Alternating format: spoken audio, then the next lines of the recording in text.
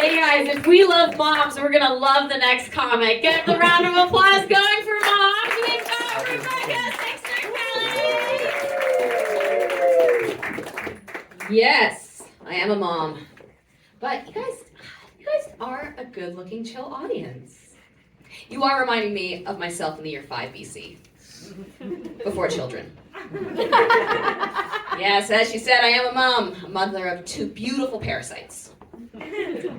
They are beautiful, but I think what's really on your mind is she Canadian or American? Canadian! Yes! Another one from the west coast of Canada, also trying to create as much space between me and my family as humanly possible. It is, but I've been here over a decade, and in that time, many people have asked me, Rebecca, you're from such a beautiful country. What are you doing in this godforsaken shithole? And I kind of get it, because a lot of British people want to move to Canada. They say it's a beautiful place. And yes, it is beautiful. But it's the hot guy at the bar. The one who's tall, broad shoulders, and says, "Hi, my name is Dave." You're not going to fuck that. Not happening. But I know, I do know I'm a bit overdressed tonight. But is any other parents in the room tonight? Okay. Any people who were really, bumbled couple? None yet. None yet? Want one? 2? Maybe? At some point, yeah. Okay, so just so you know, when you leave the house, you're gonna make the most of it, because it might be your last. I was aiming for Kim Kardashian, but I realized I look a bit more sneaking into Freshers Week. And my inner millennial is really pissed off with me, because they're like, where are your heels? Where are your heels? Your outfit is not put together without heels. And true, but sitters are fucking expensive, and when mine arrives, I am Usain Bolting it to the underground. I don't have time to teeter. I am getting there, because like tonight I get to be 25 again. I get to be irresponsible again. I get to be fucking exhausted. But the fact is, I am here tonight. I am present. And I get to appreciate my kids from a distance. Oh, yes. But actually, no, they are very wanted. They are actually IVF experiments. Mm-hmm. Yes, and you never really think you're going to struggle with infertility. Like, you think your hubby's just going to look at you, you're going to be up the duff, nothing can stop it. So, it really was difficult, because I thought I did everything right. I didn't sleep around, I got married. I'm Kate Middleton, but open to pegging. Yeah, but now I have 2 kids to show for all the effort. And everyone's aware of the Alabama Supreme Court ruling that embryos are children? Yeah, so it is, when you've gone through the IVF process, you've been stabbing yourself in the abdomen repeatedly, and 78 medical professionals have examined your vagina. The idea that now that these embryos that you've worked so hard for, someone else could decide. It was really interesting, because I was reading the ruling and it said they're in God's image.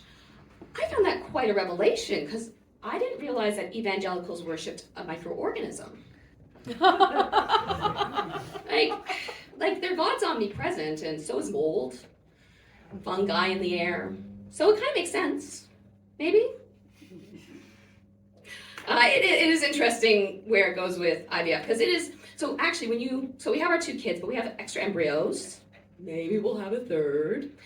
And you get this bill in the mail each year, and it says you want to pay for another year of cryogenic storage, or do you want to discard them? Yeah. Awful word? Yeah. I put a lot of money, therapy, and alcoholism into creating these people. And it is hard, because what if one is the next Picasso? The next Marie Curie, the next Jimmy Savile. Like, you can't test for nonsense. You just don't know. So the hubby and I were discussing, can we even afford a 3rd? And the one thing we can agree on is, if it wasn't for reproductive technology, we'd have sex. But yeah, no, but kids are expensive because we do live in Shepherd's Bush, and when I see a couple who are really chill with 3 young kids, like, I know they're minted. Because they can afford a house, childcare, and a drug habit. Maybe they're born with it. Maybe it's ketamine. The only drug I can afford is coffee. And so my kids I have 2 kids, one who's nearly 3 and the other one's 8 months. And I took the little one, I took her to a coffee shop and I took her a nappy bag, the will to survive. Sat down with a cappuccino because I'm like, okay, I can make it through the day. It's gonna be fine. And I hear ooh, what a cute baby. That was a Northern Irish accent, by the way. And I turn and it's the actress who plays Erin from Dairy Girls. Yeah, she was lovely. Like she was just as nice in person as you kind of expect her to be. And in my Shlemic state, all I could say was, "You're from that show." I deserve the look that she gave me. But yeah, because when you meet a celebrity, especially I find in West London, you see them and you're like, oh, and you really want them to like you? But you're never gonna see them again? So I'm like, what can I offer her? And I'm like, oh, do you want to hold my baby? And before I could finish my sentence, she had scooped her up. Guys, I was free. I sipped my coffee in peace, ordered a croissant, and I was like, oh, this is what ketamine must feel like. And I realized I was going to be late for an appointment, so I'm like, oh, thanks so much for holding my baby. I'll take her now. Silence. No, really, thank you. I'll take my baby. Thanks you so much. She's blanking me. She's staring at her. And I have been in the UK long enough to know that a refusal to respond, that's a British no. So now I follow my baby on Instagram. And with that, I'm going to leave you with my one IVF regret. I will never have the pleasure of telling my kids their accidents. Thanks, everyone. You've been great.